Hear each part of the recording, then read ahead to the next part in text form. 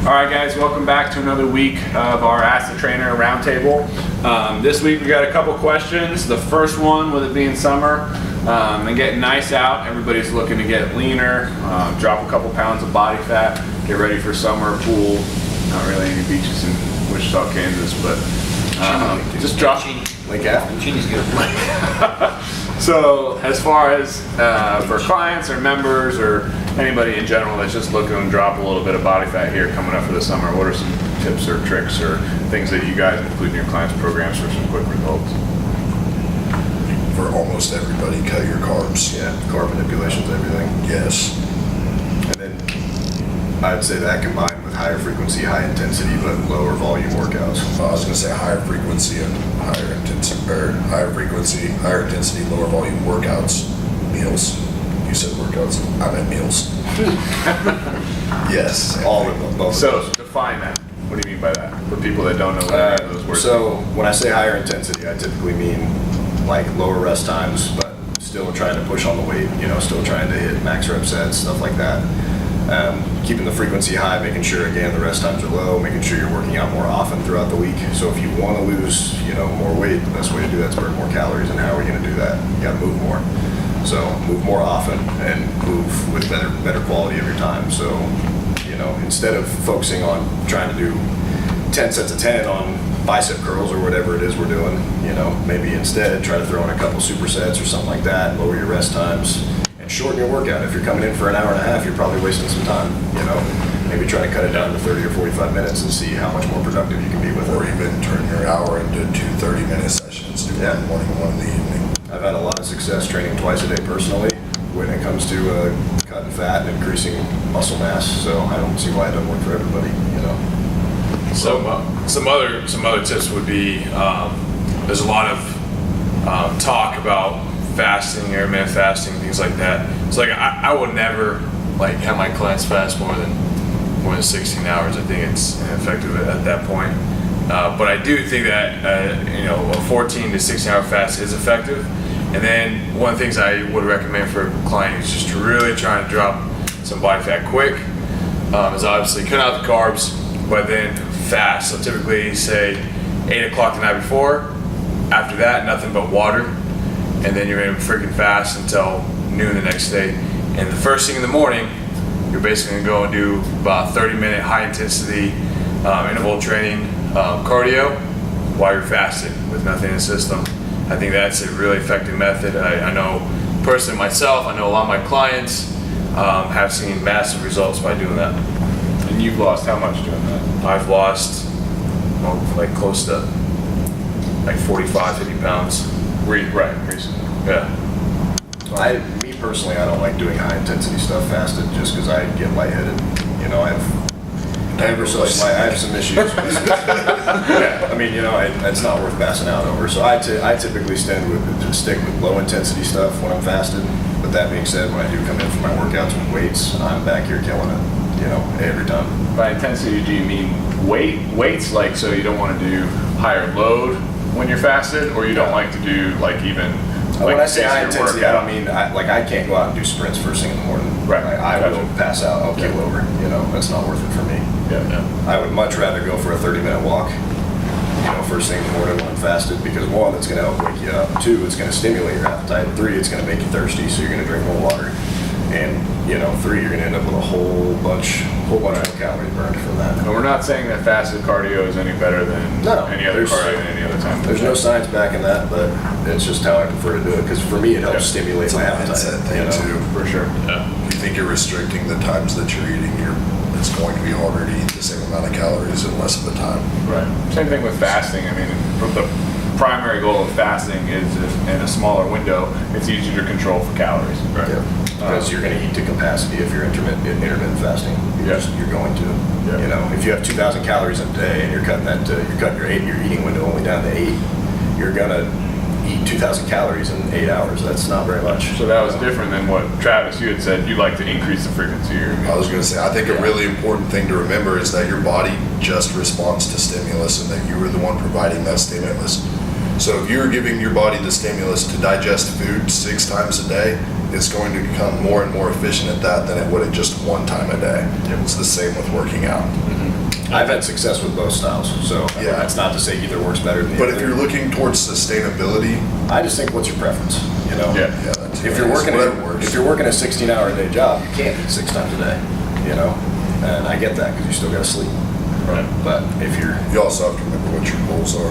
You know, if you're training for performance, if you just want to feel good, there's a Yeah. huge difference. Both lifestyles, it's going to be preference, and then Yeah. if you can control for calories and protein, carbs, fats, all your macronutrients, then your results are going to be pretty they're simple. going to be pretty much on standard with each other no matter what. You know, at the end of the day, it's a pretty simple equation. Yeah. Eat less, move more. You know, Yeah. eat less, move more. Absolutely. All right. So our second question, I know we touched on it a couple weeks ago. I mean, dealing with motivation, discipline. For people that fitness isn't necessarily a top priority, right? Everybody knows that it's important to be healthy and that it's the right thing to do. We struggle sometimes with the daily habits of being successful and positioning ourselves to win. So how do some of you guys deal with clients that maybe struggle with hitting certain macro targets that you set for them, or workouts on their own, or programming, or any of that in general? I think a really big thing you always talk about is being solution-minded and keeping everybody else, like everyone you work with, solution-minded. So if they're going to bring you an issue they're having in their life, you need for them to also be bringing you a solution to their issue. Otherwise, you're just like their mom. You're just listening to their problems. Just let them spin their wheels. Right. You're just letting them feel sorry for themselves and things like that nature. You're not really solving any problems. So anytime you have a problem, you need to approach it from a solution mindset. I think starting that way. If a client asks me why they can't get enough protein in their day, I'm going to ask them what their solution to that is. I'm not going to say, why do you think that's the case? Because you may not have a valid answer. You may not have even thought about that. But I will ask you to come up with a solution to it. Right. And like, I love everybody that I train, but I'm not here just to listen to your problems. I really don't want that. I'll get mad at you. I'm your friend, but I'm not just your friend. I'm your Yes, coach, I'm here to make you better. I'm here to Help make you me. better. Yeah. Yes. Help me help you. Yes, please. You got to have a solution. If you have a problem, you have to have a solution. That's the only way it's going to get fixed. I can't fix it for you. You know, and that'll eliminate a ton of stress from your life too. It'll empower you from these being external things that you can't control to realize, I mean, and if they are things you can't control, you need to develop the ability to let that go also. So we need to focus on things simply that are just within our control. And other than that, it's not your problem. And if it is, you know, then you need to do that. There's work to be done there and approach it from that mindset that it is your problem. And you do have the power to fix it. Just take ownership of the problem and have a solution. Yeah. What happens if they don't have a solution? Then you help guide them to one, or we talk it out until we find one. Yeah. You know. It's like all those life kind of trial by error. So Work when your it's way not a backwards. first time thing, I'm just trying to dive a little bit deeper on this. That was all great. So it's a residual problem at this point where, I think it's important to remind clients frequently of their goals and your goals for them. yeah, You know, and that helps motivate. So if you're struggling to hit 90 grams of protein in a day, which is absurdly low, if you're struggling to hit 90 grams of protein a day, what's your goal, and how do you think that struggling to hit 90 grams of protein a day is going to help you towards your goal? Why do you think that that's where you need to be right now?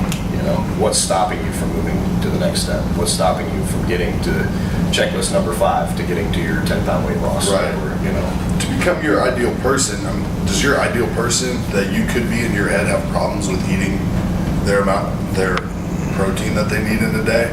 I love, there's a stand-up I was listening to, I can't even remember who it was, but he talked about he ran into Mick Jagger.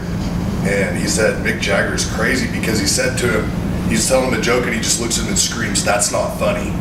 And he's like, and I can't be offended by that because this is Mick Jagger. He sings to thousands and millions of people. Everyone knows who he is. That's not his problem. He's just telling you truly what he thinks. You know, I think you got to look at things from that perspective. If you want to be a great person, if you want to achieve your true potential, the problems you're dealing with now are very small. And it helps to think in that mindset, at least for me. I think one of the biggest issues I see is clients they have these goals in mind. Ask them if they actually have it written down somewhere. And a lot we're going to say no. So I think it's really important for us sometimes if our clients are struggling with actually goals and actually have them written down. Let's be honest. So if you have a goal in your mind, okay, if it's not written down, it's not evident every single day. It's not right in front of you. It doesn't become important. Grill them about those goals, make them Yeah. realize how, if they really are trying as hard as they can. I think kind of peel that back a little bit. I think probably the reason why it's not written down, let's say, right, even if it doesn't have to necessarily actually be physically written down, is that it's not really a goal. Right. It would be nice to lose 50 pounds. Or it would be nice to look a certain way or function a certain way. Right. But it's not really a goal. Like So something. ask them how often they vocalize that. How many people have you told you're losing 50 pounds? Yeah, Like, right. do you really believe A goal that? is not a goal without a time limit, and a goal is not a goal without pursuing it. Otherwise you're just expecting something to fall in your lap that's not going to come falling in your lap. You have to do what it takes. If you want to lose, if you have 100 pounds to lose, you have to challenge every single avenue. You have to walk down every single path until you get there, because it's going to get hard and it's going to change, and the equation's going to change every time. Every week you weigh in, something's going to change. It may not be as easy next week. So what are you going to do different? That's why successful people are successful, because they look at everything from the scope of their goals. You can tell. If you talk to people, I love talking to kids who are just getting into bodybuilding, are super hardcore in bodybuilding. Like, they'll ask you, like, oh, I'm sleeping like this, or I'm sleeping this many times a day. Like, how does that affect me? Can I grow more that way? And they're worried about, like, the type of shoes they're wearing, if they should be drinking breast milk to All the get little bigger. stuff. Yeah, just when everything in your mind is looked at through the scope of your goals, like, should I mow the lawn today, or am I going to sweat too much and lose weight? Things like that. If you're asking yourself those questions, like, you're truly obsessed with your goals. You got to look at people like that. So how do people make maybe relatively small fitness or health goals into obsessions or into something that's actually going to get accomplished, where it's compelling enough to actually manifest itself? Or I think it actually starts with habit building. Yeah, it You just just got have to to be build a habit. You have to slowly, over time, become consistent with what you're doing every single day. And when you start out, it's going to suck and it's going to not be that fun. But as you get, little victories along the way, it gets a lot easier and it gets a lot more fun. And then by the end of it, you love it. That's how all of us started at this table. Because you're good at it. Romanticize it. You're When you falling in picked up love a with weight- yourself. Yeah. You're learning how to love yourself. When you Like picked those up a things weight the about very it. first time, did you love it? Or was it just kind of what you had to do because maybe you were playing football in high school? Or, Right. is it just was it a stepping stone to something else? I think it's the first time that you maybe can do that weight more than you could before. Yeah, or like your first pull-up. I still remember mine vividly, I'll never forget it. And that was a huge victory for a kid that grew up literally obese, Yeah. That was massive. Becoming something Yeah. more Or than like seeing your work in the real world, like Yeah. looking at it from a football perspective, knowing you squat more, or like just knowing you work out more than anybody you're playing against, and then like doing that in a game, just totally dominating somebody else because you have that, you just know you've been working harder. If you were working your job and you're an insurance salesperson and you're looking to sell 50 policies in a month, the people that do sell 50 policies in a month, what are they doing different than what you're doing? Are they putting in more time? Are they making more value of their time? Are they putting in more effort? What are they doing? And Yeah. that's the path that you have to take. That's where you That's a have to great, and that's a great question or thing to add is just that, in that same perspective, like we're so crazy about our careers and our jobs, right? So Yeah. a lot of our clients, they have some successful careers. They might be owners of businesses, or maybe they're in sales, whatever it might be, and they are constantly trying to progress and become top in their company, right? So that question, what are those people doing in their company that are successful that you're not doing? It's the same question you should ask yourself when you come into the gym. Those who have been able to lose the weight and be successful, what are they doing that I'm not? What kind of time are they putting into it that I'm not? And if you can't answer that question, if you can't say, I'm putting in the same amount of time, or I'm putting in a lot of these things that they're putting in, okay, then there's some things you need to change. Your lifestyle needs to change a little bit. And it's not going to be overnight. All right, Oh, people okay. starting out, and first time in the gym, maybe in years. It is not an easy thing. It's very discouraging. It is a very scary place to be because you have all these fit people that might be in the gym around you, and here you are, overweight, first time you've been in the gym in years, and you're just thinking, where the hell do I start? it is a scary place to be, and I remember that. I'm sure Josh remembers that. Being an obese kid, stepping in the gym the first time ever in your entire life.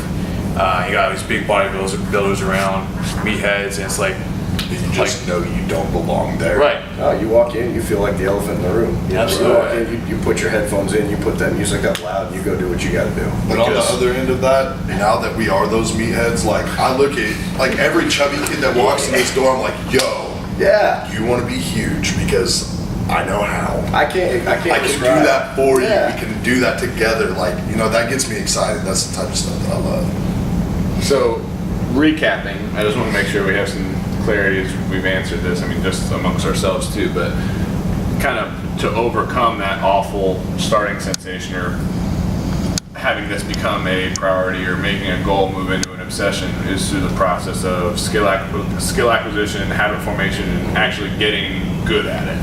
Yeah. So, at the beginning, really the only thing we can really say is, get good at it and it gets easier. Yeah. Right. It Yeah. really just helps to have someone that gives a shit about you. And that's what Borrow someone's That's what sleep. we're- that's what we're here for. Exactly. Number one, like that's our job. Like Pay me so I really care. I can't Like, describe a you lot. how excited I get when someone comes in that's obviously brand new. That motivates the hell out of me because I want to set a good example for them, for one. And for two, I want to help them. You guys come in here, I don't care if you're 500 pounds. I want to help you. I don't want you to feel like crap. Yeah. I want you to feel better, Exactly. Yeah. Yeah, I agree with that 100%. And this is probably going to be a question that we come back to many times, I'm sure. Oh, It's yeah. something that we deal with all day, every day. So I hope you guys were able to receive some value from this, some takeaways, some things that help you guys on your fitness journey. And we'll see you guys back next week for another roundtable. Remember, here at West Central, we love you. Love is everything.